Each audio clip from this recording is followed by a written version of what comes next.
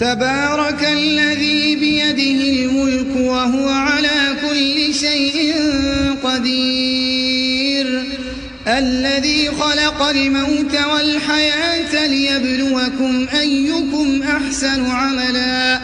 وهو العزيز الغفور الذي خلق 7 سماوات طباقا ما ترى في خلق الرحمن من تفاوت فارجع البصر هل ترى من فطور ثم ارجع البصر كرتين ينقلب إليك البصر خاسئا وهو حسير ولقد زينا السماء الدنيا بمصابيح